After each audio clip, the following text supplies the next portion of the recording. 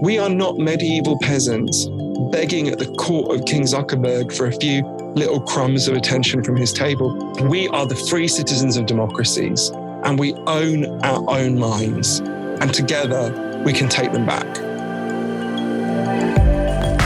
Welcome to WellBeings, the podcast that keeps you cool, calm, and connected with your host, Dominic Bowden. Welcome to WellBeings. My name is Dominic Bowden, and thank you so much for being here. This has really been an amazing experience learning along with everyone, and man, none more than from this week's guest, the author of the book that, really changed everything for me, Stolen Focus by JOHANN. Our next few episodes are all about connection. And look, it feels like we're living in a time of incredible technology that we're using to upgrade our lives in so many positive ways. But why does it feel like it's so hard to pay attention, to concentrate? It sometimes feels like we're going backwards. For me anyway, focusing, it feels harder than ever before. And of course, a run-on from that is it affects our ability to connect. Now, someone recommended this book to me earlier in the year, and it really explains why this is happening. And the good news is it's not entirely our fault. So how do we resist distraction? And more importantly, how do we get our attention back? Today, we talk to multiple New York Times bestselling author, JOHANN. He's been interviewed by every major media outlet in the world for this book. He has two of the most watched TED Talks of all time, and really it's a personal story. He looks at the forces that are robbing us of our attention and how we can reclaim our mind and our lives. This was such a good conversation. I hope you enjoy it. Just an amazing storyteller and an epic chat. This is JOHANN. But before we get to that, I really just want to give a shout out to our friends at AIA. They've been on the journey with us right from the start. And just like what we're trying to do, the AIA Vitality platform is a fully science-backed health and wellbeing program. I've been using it since the beginning of the year, and I gotta say, I just love it. Basically, when I do something good for me, I get rewarded. It really is that easy. And for more information, or just to see if the program's right for you, head to aia.co.nz to see how making just small incremental changes can help you live a healthier, longer, better life. Brother, I am so happy to have you here. And let me tell you right now that this book, it scared the hell out of me, okay? And I can imagine you were putting this together. You're such an incredible researcher. You're such an incredible writer. But how hard was it for you not to be preachy when you would be a dinner party guest when you were putting this thing together? So it's so interesting because I think almost everyone is really worried about this. And I think preachiness comes when you stand above people and you act like, oh, I'm so much better than you and I know the answers that you don't.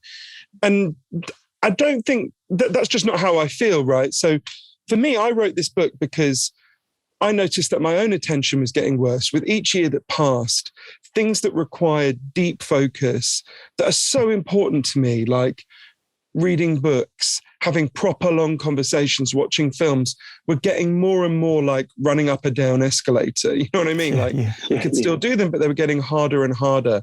And I noticed this seemed to be happening to huge numbers of people around me.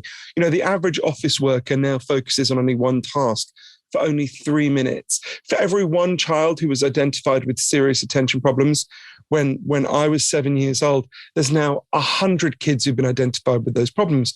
So I wanted to figure out why this is happening, right? And most importantly, how can we put it right? So I ended up going on this big journey all over the world, from Melbourne to Miami to Moscow, actually to New Zealand as well, to interview over 200 of the leading experts on attention and focus. And what I learned from them is there's actually scientific evidence for 12 factors that can make your attention better or can make your attention worse. And loads of the factors that can make your attention worse have been hugely increasing in recent years. Obviously, we think mostly about technology. That's actually just one of the 12. The factors range really widely, from the food we eat to the air we breathe to the way we work. But what I learned most importantly is your attention didn't collapse. Your attention's been stolen from you by some really big forces. But once you understand those forces, we can begin to get our attention back. Well, one of the things that really landed on me, and so many of my decisions have changed since I read the book, is when you were talking about diets back in the 1960s, when stress started to increase and food became more processed. we were getting more unhealthy, and we were told you've got to go on diets to get better, to lose weight. And I think the book is so powerful because it shows us the world we live in right now, the influences, the circumstances, the environments. It's what's causing all this problem. Yeah, I think, when I started working on Stolen Focus, I was angry with myself. I kept thinking, well, what's wrong with you, right? But what I actually learned is that what's happening at the moment is it's like someone is pouring itching powder over us all day and then leaning forward and going, you know what, mate, you might want to learn how to meditate. Then you wouldn't scratch so much. You want to go, right, well, I'll learn to meditate. That is really valuable. But you need to stop pouring itching powder on me. And it's funny, there was a moment this really became, it was the moment I decided to write the book. I've got a godson. And when he was 9, he developed this brief but freakishly intense obsession with Elvis Presley. And it was unbelievably cute because he didn't know that impersonating Elvis had become a kind of cheesy cliche. So I think he was the last person in the history of the world to do an entirely sincere impression of Elvis. And when I used to tuck him in at night, he would get me to tell him the story of Elvis's life over and over again. Obviously, I tried to skip over the bit at the end where he died on the toilet. And one night I mentioned Graceland, where Elvis lived. And he looked at me really intensely and he said, will you take me to Graceland one day? And I said, yeah, sure. The way you do with 9-year-olds, knowing next week it'll be Lapland or Legoland or whatever. And he said, no, really, do you swear you'll take me to Graceland one day? And I said, I absolutely swear. And I didn't think of that moment again for 10 years until so many things had gone wrong. When he was 15, he dropped out of school. And by the time he was 19, this will sound like an exaggeration. It's not. He spent literally all his waking hours alternating between his iPhone and his iPad. And his life was just a kind of blur of WhatsApp, YouTube, porn. And it was almost like he was kind of whirring at the speed of Snapchat when nothing still or serious could touch him. And one day we were sitting on my sofa just behind where my laptop is here. And I've been trying to get a conversation going with him all day and just I couldn't get any traction going. And to be totally honest with you, I wasn't that much better. I was staring at my own devices. Mm-hmm. And I suddenly remembered this moment all those years before. And I said to him, hey, let's go to Graceland. And he looked at me completely blankly. He was like, what are you talking about? And I reminded him. I said to him, look, let's go all over the South. Let's break this numbing routine. But you've got to promise me one thing, which is that if we go, you'll leave your phone in the hotel during the day because there's no point going if you're just going to stare at your phone the whole time. Yeah. And he thought about it really carefully. And he said, yeah, let's do it. I want to do it. And I think it was 2 weeks after that, we took off from London Heathrow to New Orleans, where we started. And a couple of weeks after that, we arrived at Graceland. And when you get to the gates of Graceland, this is even before COVID, there's no person to show you around. What happens is they hand you an iPad and you put in earbuds and the iPad shows you around. It says, go left, go right. Every room you're in, it tells you about that room. And every room you're in, there's an image of that room appears on the iPad in front of you. So we're walking around Graceland and it has this weird effect that everyone just walks around staring at their iPad. And I was getting kind of slightly irritated by this. And we got to the jungle room, which was Elvis's favorite room in Graceland. It's full of fake plants. And I'll never forget this. There's a Canadian couple standing next to us. And the man turned to his wife and he said, honey, this is amazing. Look, if you swipe left, you can see the jungle room to the left. And if you swipe right, you can see the jungle room to the right. And I laughed out loud because I thought he was kidding. And I turned and looked and him and his wife were just swiping back and forward. And I leaned over and I said, but hey, sir, there's an old-fashioned form of swiping you could do. It's called turning your head because we're actually in the jungle room, right? You don't have to look at it on a screen. We're there. Yeah. And they looked at me like I was completely deranged and backed out of the room. And I turned to my godson to laugh about it. And he was standing in the corner staring at Snapchat because from the minute we landed, he just couldn't stop. He could not stop. So I did that thing that's never a good idea with teenagers. I tried to physically wrestle the phone out of his hands unsuccessfully. And I said to him, look, I know you're afraid of missing out, but this is guaranteeing that you'll miss out. You're not present at your own life. You're not showing up at the events of your own existence. And he stormed off. And I wandered around Memphis on my own that day. And I found him that night at the Heartbreak Hotel down the street where we were staying. And he was sitting by the swimming pool looking at his phone. And And I went up to him and I apologized for getting so angry. And he didn't look up from his phone, but he said, I know something's really wrong. I just don't know what it is. And that's when I thought, okay, I need to figure out what's going on here. I think I relate so much to the story and to the book, and that feeling of overwhelm, I think, is something that we can all really relate to. The idea that there is just so much more to consume each and every day. I wake up and every day I feel I'm behind. Someone's mad at me. So where do we start? I mean, I think the book is such a great read to kind of get us on the right path, but where do we start in our thinking? And also, how do we alert people to how bad it's got? So we start by, I think, explaining to people the best evidence about the 12 factors that are doing this to us. I'll give you an example of one that I think will be playing out for everyone listening or watching. I went to MIT, the Massachusetts Institute of Technology, and interviewed one of the leading neuroscientists in the world, an amazing man named Professor Earl Miller. And he said to me, look, you have to understand one thing about the human brain more than anything else. You can only consciously think about one or two things at a time. That's it. This is just a fundamental limitation of the human brain. The human brain has not significantly changed in 40,000 years. It's not going to change on any time scale. And if ours are going to live to see, you can only think about one or two things at a time. But what's happened is we've fallen for a kind of mass delusion. The average teenager now believes they can follow 6 or 7 forms of media at the same time. So what happens is Professor Miller and his colleagues, they get people into labs, not just younger people, older people too, and they get them to think they're doing more than one thing at a time. And what they discover is always the same.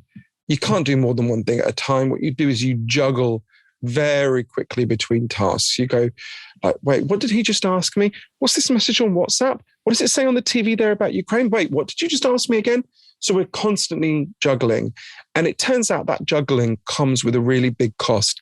The fancy term for it is the switch cost effect.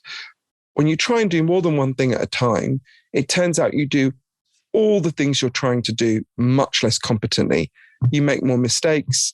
You remember less of what you do. You're much less creative. And that sounds like a small effect. It's actually a really big effect. I remember there was a small study backed by a wider body of evidence that really landed this with me. Hewlett-Packard, the printer company, got a scientist in to study their workers. And he split the workers into 2 groups. And the first group was told, get on with your task, whatever it is, and you won't be interrupted, right? You'll just have time to do the task. And the second group was told, get on with your task, whatever it is, but you're going to have to at the same time answer a heavy load of email and phone calls, right? So pretty much how most of us live. And at the end of it, the scientists studied the IQ of both groups. The group that had not been interrupted scored on average 10 IQ points higher than the group that had been interrupted. To give you a sense of how big that is, if you or me smoked a fat spliff together now and we got stoned, our IQs would go down in the short term by 5 points. So in the short term, being chronically distracted and interrupted is twice as bad for your IQ as getting stoned. You'd be better off sitting at your desk, doing one thing at a time and smoking a spliff than sitting at your desk, not smoking a spliff and being constantly interrupted. Now, clearly you'd be better off neither smoking a spliff nor being interrupted, obviously, just in case anyone's wondering. But you can see how this is why Professor Miller says we are currently living in a perfect storm of cognitive degradation as a result of being constantly interrupted. Now, we can deal with these factors, but first we've got to understand them. I guess just for me, it sort of feels like I'm just not living my life as fully as I could be. You know, you talk in the book about boredom and sustained reading. I can't remember the last time I got bored, you know, always something to do. And I don't read books anymore, I listen to them. And it's just these small things that I think are affecting the deepness of how we live. Think about anything you've ever achieved in your life that you're proud of, whether it's starting a business, being a good parent, learning to play the guitar, whatever it is. That thing that you're proud of required a huge amount of sustained focus and attention. And when focus and attention break down, your ability to achieve your goals breaks down. Your ability to solve your problems breaks down. You actually become less competent, so you feel worse about yourself. But when you start to get your attention back in the ways that I learned about from, more than 200 scientists all over the world, you start to be able to achieve your goals better again. You start to be able to solve your problems better again. So this is really important. It's really important at an individual level. It's actually really important at a collective level as well. It's not a coincidence that we're having the biggest crisis in democracy since the 1930s all over the world at the same time as we've lost our ability to pay attention to each other and listen to each other and think deeply. Democracy requires deep thought too. So yeah, I think this is a really important question. And anyone who wants to achieve anything in your life, the first thing you want to get right is your ability to think clearly and pay attention. I kind of want to ask you, Johann, on a personal level, the people in your life that you really want to make sure this message gets through to. How have you found has been the best way to communicate with them? What's landed? Well, I think people are really hungry. People know this is happening, right? He's a very unusual person who says, no, I'm very happy with my attention. I'm very happy with my kids' attention. I don't see any difference from the past, right? That'd be a very peculiar kind of person. There are some people who say that, but not many.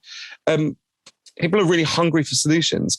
And the really important thing is that our solutions, they're really achievable. I saw them being put into practice all over the world. And for all of the 12 factors that are harming our attention and focus that I write about in Stolen Focus, I think there's really two levels at which we've got to tackle them. I think of them as defense and offense. So there are loads of things that each of us can do as isolated individuals to protect ourselves and our children. Obviously, a lot of the book is about our kids. All right, well, I'd love to dig into that if we could. What's one example that's really worked wonders in your life? Over there in the corner of the room just there, I've got something called a K-safe. It's a plastic safe. You take off the lid, you put in your phone, you put on the lid, you turn the dial, and it locks away your phone for anything between 5 minutes and a whole day, right? So I use that for 4 hours a day to do my writing. I won't sit down and watch a film with my partner unless we both imprison our phones, because it does my head in if he starts pulling out his phone and starts Googling things.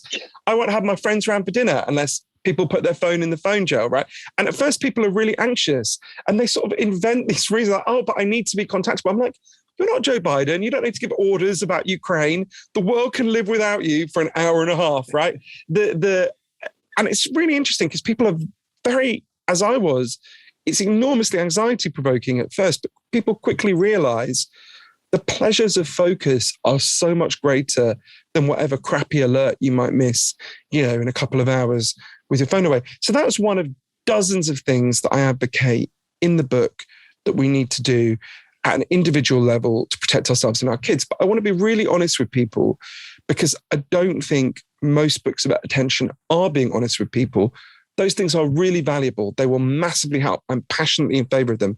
But on their own, they're not enough, because this is being done to all of us by some really big and powerful forces, which is why we need to go on offense against the forces that are doing this to us. And I guess that is the big question. How do we even begin to take on these forces? So I'll give you an example of something in the history of New Zealand that I think can really help us to have a model for this. So I think we're probably about the same age. You'll remember when we were kids, the standard form of petrol in New Zealand and in Britain and Australia, across the entire world, was leaded petrol, right? I can remember my mum putting it in her Mini. Yeah. And the standard, a bit before our time, it was totally normal that people painted their homes with leaded paint. And it had been known by scientists for a long time that exposure to lead is really bad for your brain and particularly screws up children's ability to focus and pay attention. So what happened is a group of ordinary mums, what we used to call housewives in New Zealand and in Britain, learned about this and were like, well, why are we allowing this? Why are we allowing, the lead industry to screw up our kids' brains? And of course, bear in mind, if it's in petrol, it's pumped out into the air. Everyone was breathing in lead, right? And everyone's brain was being harmed by it. And it's really important to notice what those mums didn't say. They didn't say, so let's ban all petrol. They didn't say, so let's ban all paint. Just like no one is saying today, rightly, let's ban smartphones, let's all join the Amish and give up our technology. What they said wisely is let's deal with the specific component in the paint and the petrol that is so badly harming our attention, the lead. So they fought, these mums, they fought for years to ban leaded paint and leaded petrol. They fought for their kids. And everyone listening knows They won, right? We don't have any more leaded paint. We don't have any more leaded petrol. The Centre for Disease Control has calculated the average child is now 3 to 5 IQ points higher than they would have been had those mums not done that, right? Now, to me, that's a really great model of going on offense that we can all learn from. There's something in the environment that was harming our attention.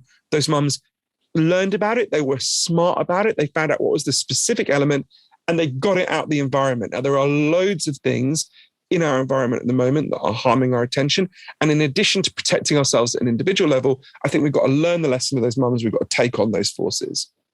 If you're listening to this podcast, then there's a good chance you're investing in getting on a path to better health. One of the things I love the most about our sponsors, AIA and their Vitality program, which I've been a member of since earlier in the year, is basically when I do something that's good for me, I get rewarded. It really is as easy as that. The good news is being healthy doesn't just make you feel amazing, gives you more energy and mental clarity, but it can actually save you money in the long run as well. There are so many benefits that I didn't even know about until I joined AIA Vitality. Investing in my health means I can actually reap some incredible rewards, whether it's huge discounts at my favorite gym, or money to spend on healthy food, or just helping me disconnect and get off the grid with travel miles.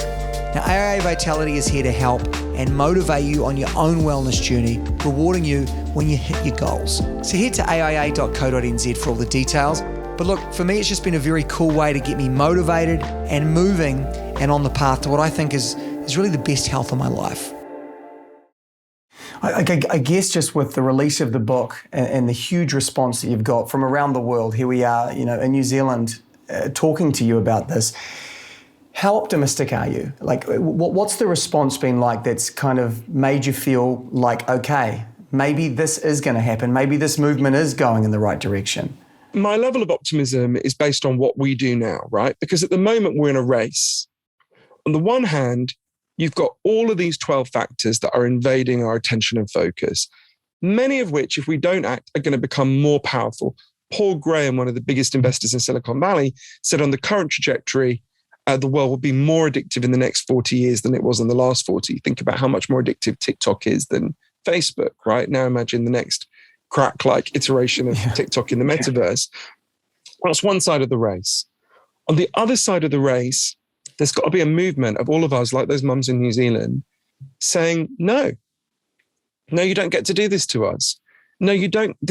You don't get to screw up our kids' brains. No, you don't get to screw up our brains. No, that's not a good life. No, we choose a life where we're sure we have distractions and fun, but we also have moments when we can think deeply, where our children can play outside, where we can read books. Now, that is a future we can achieve. I've been to the places that started to make those changes. Actually, there's a great example in New Zealand that I can talk about. But it won't happen unless we fight for it. We've got to decide that we value attention. We've got to understand what the forces are that are really badly harming our attention. And we've got to fight like hell. And if we fight like hell for our attention and we deal with these bigger forces, which doesn't mean giving up our tech and doesn't mean giving up, food or any of these things. It means that we adjust those things. We can deal with them. Dr. James Williams, who's arguably the leading philosopher of attention in the world, who used to work at the heart of Google, said to me, the axe existed for 1.4 million years before anyone ever said, guys, shall we put a handle on this thing? The entire internet has existed for less than 10,000 days, right?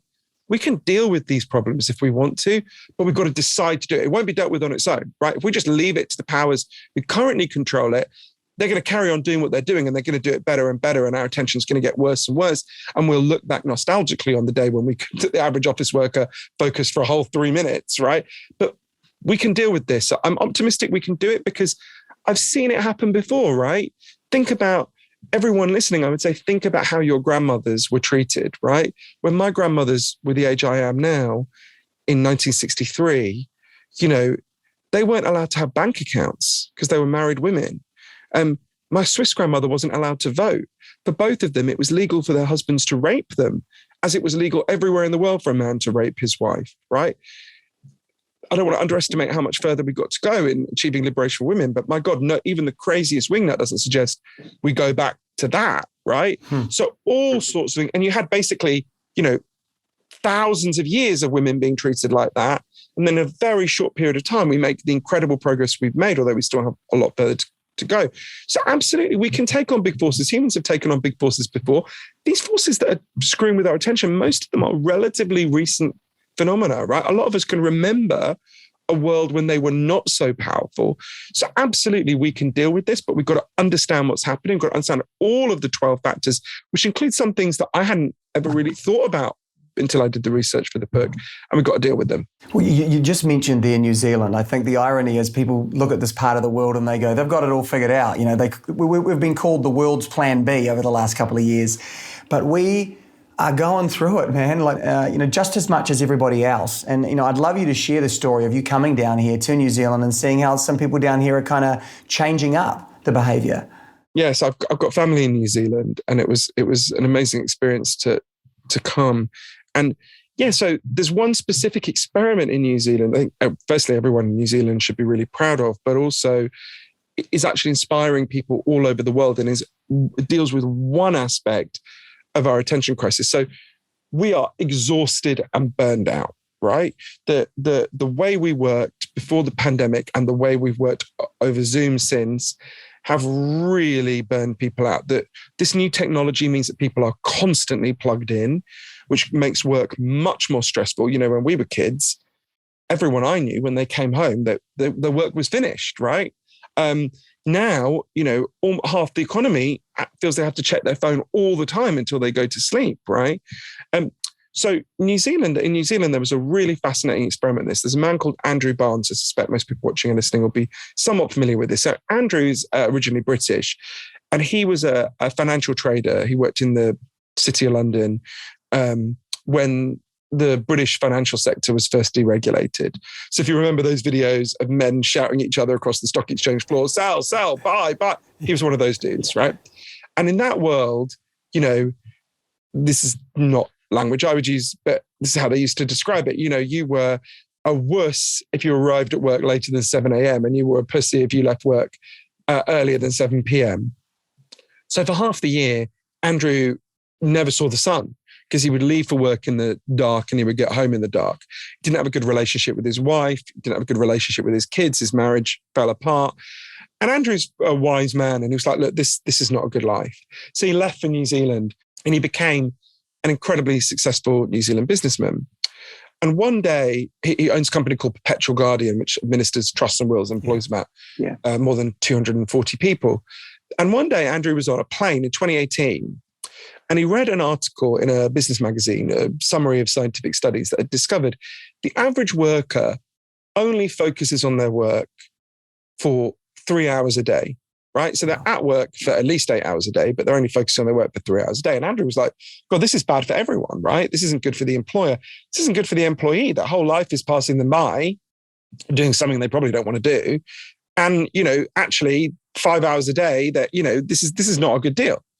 So he had an idea. And of course, he remembered the time when he was doing a job he hated and becoming depressed.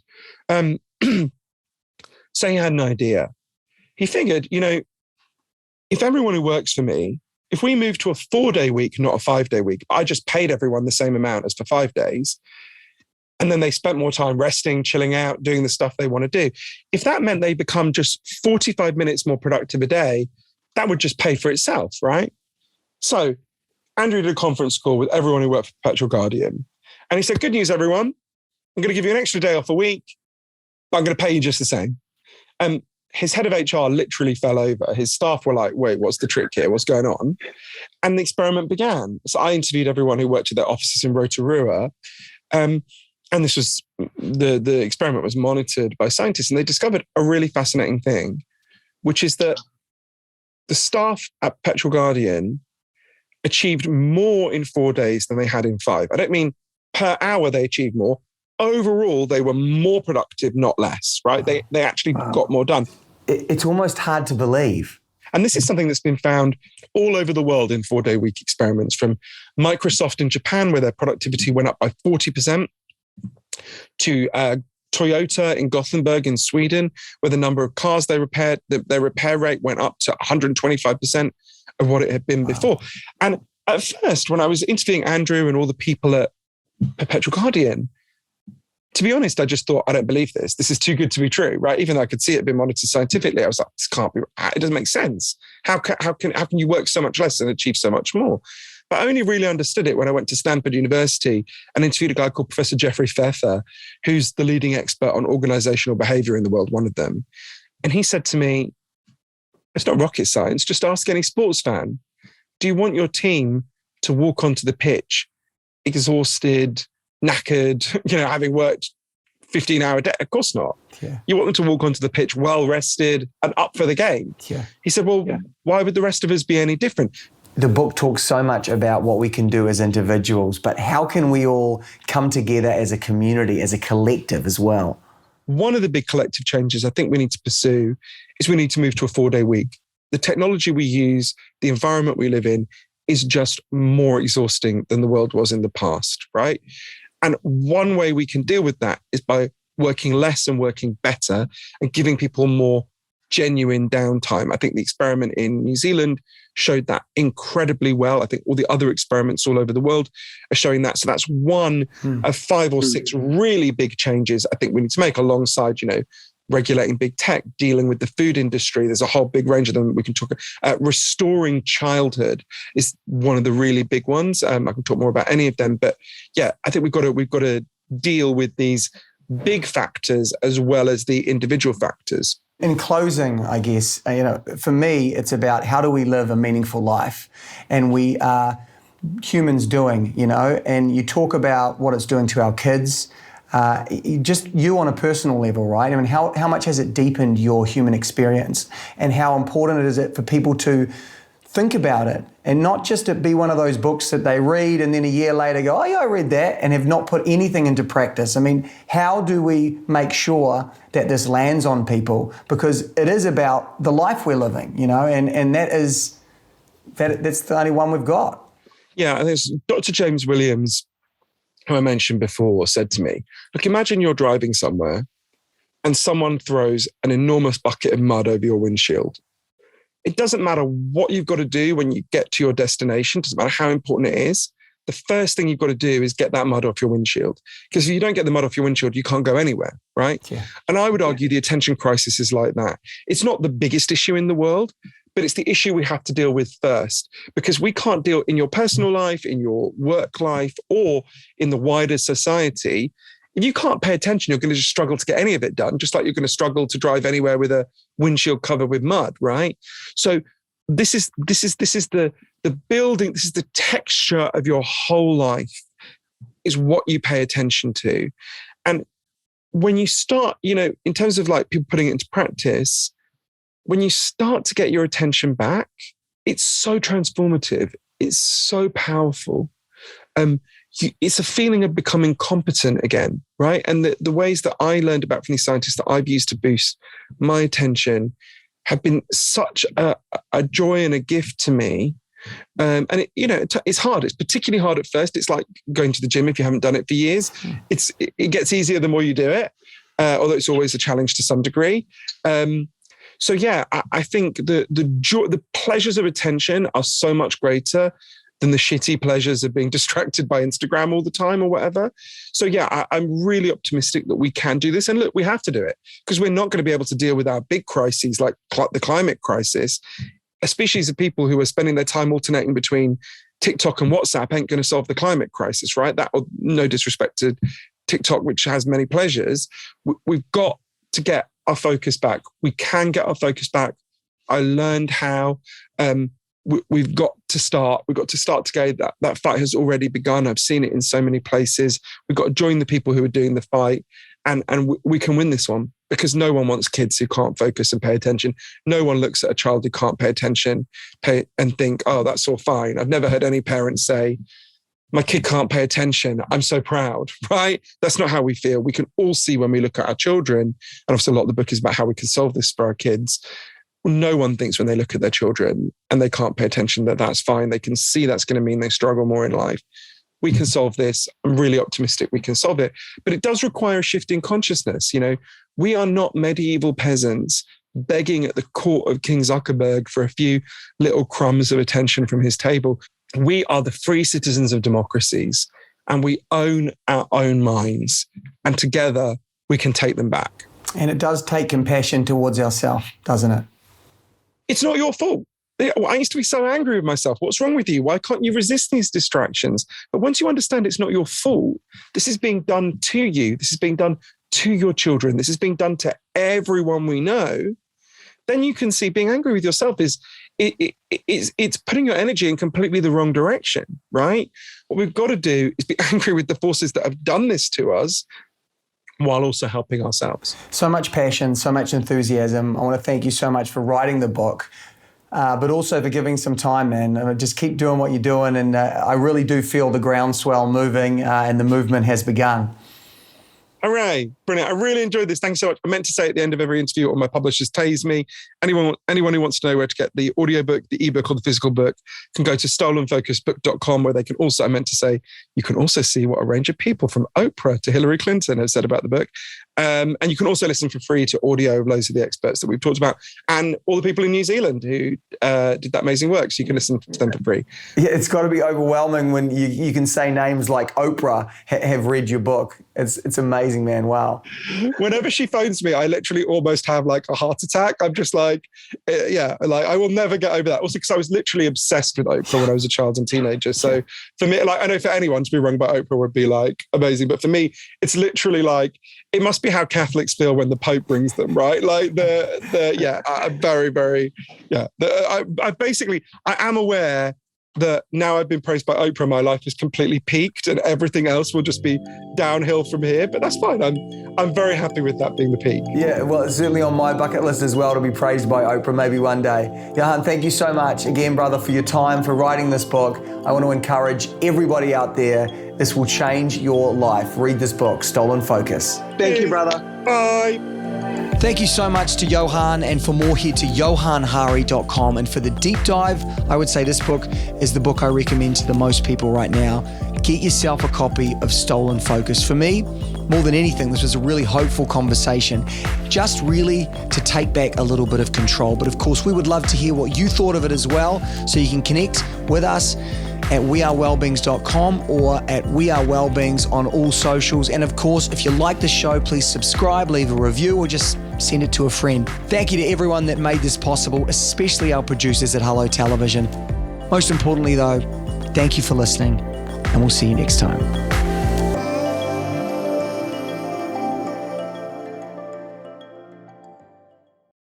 Today's podcast was powered by AIA Vitality, a science-backed health and well-being program that shows you exactly how healthy you are now. It can provide you with the tools to start improving your health right away, and also offer amazing rewards and discounts from their partners to keep you motivated along your journey.